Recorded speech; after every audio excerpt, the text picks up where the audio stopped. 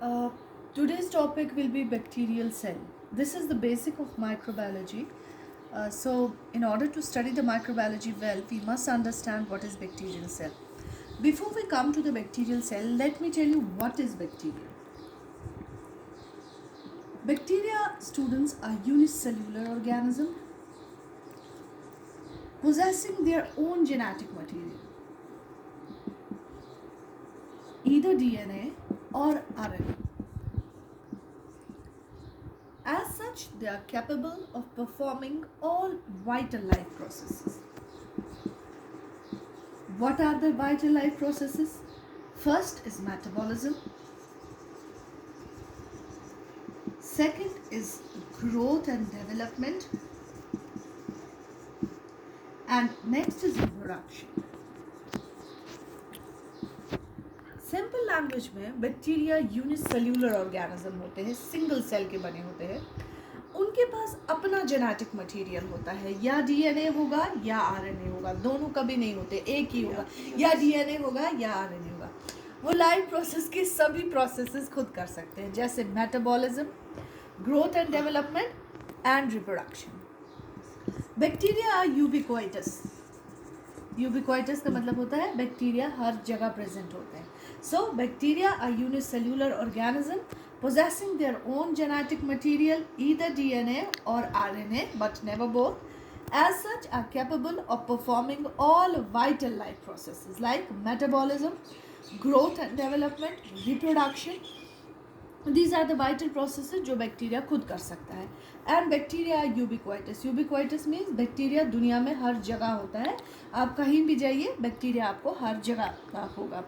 अब मैं आपको बताऊंगी what is the structure of bacterial cell. Bacterial cell का स्ट्रक्चर कैसा होता है. Externally bacterial cell is covered by a covering which you called as bacterial cell wall. Externally bacterial cell के पास एक कवरिंग होती है जिसे कहा जाता है bacterial cell wall. Cell wall के अंदर और एक कवरिंग होती है which is called as plasma membrane. Plasma membrane और साइटोप्लाज्मिक मेम्ब्रेन. देखो, पहले होता है सेल वॉल. सेल वॉल के अंदर होता है प्लाज्मा मेम्ब्रेन. इन दोनों के बीच में एक स्पेस होती है that is called as periplasmic space. इस स्पेस में एक फ्लूइड होता है जो कि इंटीग्रिटी ऑफ सेल को मेंटेन करता है. That is called as periplasmic fluid. Periplasmic fluid की इंपॉर्टेंस ये है कि ये इंटीग्रिटी को मेंटेन रखता है. सेंट्रली लोकेटेड होता है न्यूक्लियस. न्यूक्लियस में होता है जेनेटिक मटेरियल, या होगा डीएनए या होगा आरएनए. इसके अलावा होते हैं स्टूडेंट्स बैक्टीरियल सेल में राइबोसोम्स.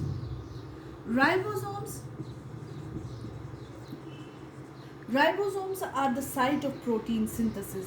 राइबोसोम्स में ही बैक्टीरिया अपने प्रोटीन सिंथेसाइज करता है. इसके अलावा और एक स्ट्रक्चर होता है बैक्टीरियल सेल में जिसे हम कहते हैं mesosomes. Mesosomes are the site for respiratory enzymes. ये जो मीजोसोम्स होते हैं they are the site for respiratory enzymes. इसके अलावा अब बैक्टीरियल सेल स्ट्रक्चर में देखेंगे फूड वैक्यूल्स.